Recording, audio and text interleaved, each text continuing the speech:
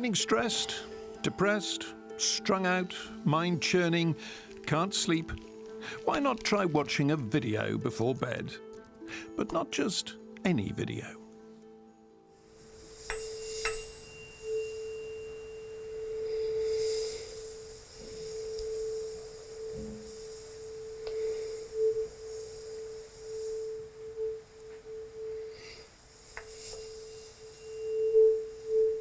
What I'm watching is called an ASMR video.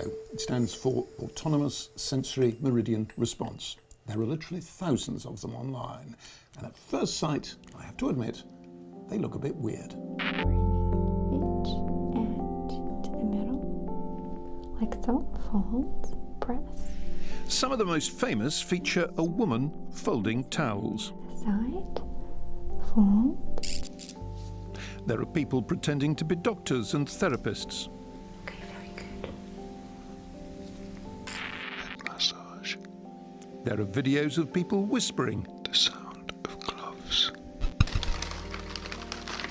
There are videos of people making scratching, crinkling, or tapping sounds. Part of the secret is that the videos are recorded using binaural microphones. Listen on headphones and you're immersed in the sound as it moves rather spookily around your head. Many people find these videos relaxing. They help them to sleep, to wash away the stresses and strains of life. But in a lot of people, including me, they don't just relax you. They produce an intensely pleasurable buzzing or tingling sensation in the head that's quite unlike anything else. Now, I've been getting that sensation ever since I was a child, on and off, long before internet videos were invented. And I'm not alone. Emma is one of the UK's most popular makers of ASMR videos. She records them in her garden shed, puts them up on YouTube, and calls herself Whispers Red. She experiences ASMR herself. Hello, this is Emma. ASMR is a nice, relaxing, tingly feeling that usually starts in the crown of your head and works its way down your spine quite often. Sometimes it goes all the way through to the limbs. It's just intensely relaxing. Many of her videos feature gentle sounds like those made by this rain stick. Sound is a common trigger for ASMR, along with whispering and the sort of close personal attention you get from a visit to the hairdresser or a medical exam. Rest well, and I'll see you soon. Like many people who experience ASMR, until the internet came along, Emma had no idea that other people got it too.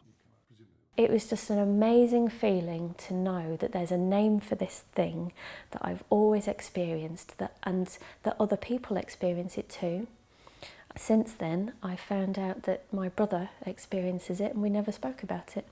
And he used to call it the golden feeling, which I thought was really nice. Now, many people scoff. Maybe they don't experience ASMR themselves, and so they don't believe that other people do. Or they look at the people who make these videos, many of whom are attractive young women, and assume the appeal must have something to do with sex. Or they just dismiss the whole thing as a sort of new agey nonsense. But scientists are starting to get interested. At Sheffield University, I met 4 PhD students investigating ASMR.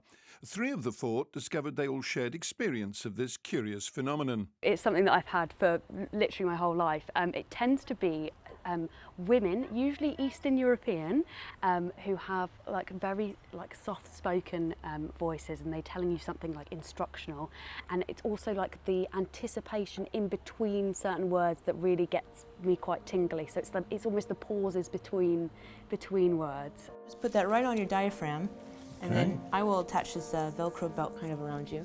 We talked after they'd put me through the test they've devised to see what happens to people as they watch ASMR videos. I was connected to a monitor so they could measure my heart rate, breathing, and skin conductivity.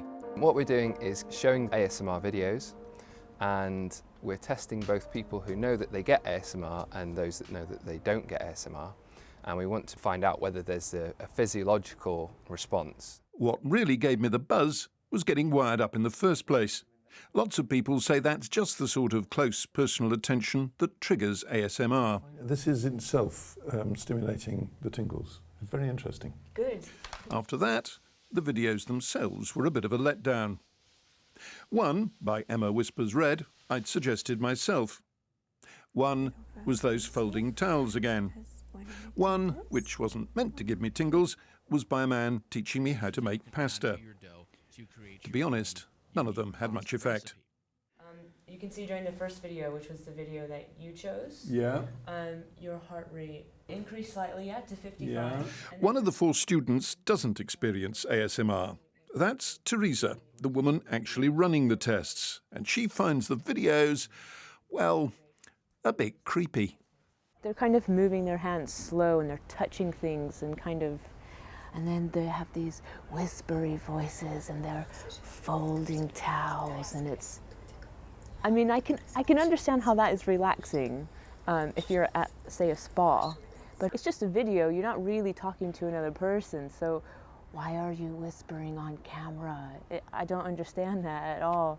They tend to seem quite sexualised because they often involve very beautiful women getting very close to a camera, whispering, but the feeling is it's distinctly non-sexual. So people who have ASMR, they know that it's not a sexual thing. They don't get turned on by it. And that's one thing that we're looking into in our study, actually. Now, the Sheffield students aren't the only scientists to get interested in this. A year ago, 2 psychologists at Swansea University published a paper on ASMR, and they think it could be good for your health. Dr. Nick Davis was one of the study's authors. They found that ASMR videos do relax people and might have a role to play in treating stress, though not depression. We found that people's mood increased or improved during or even after an ASMR state. So people who had quite low mood in their daily life would find a real benefit of watching an ASMR video. If you feel like you're experiencing the symptoms of depression, so persistent low mood, then absolutely you need to find professional help.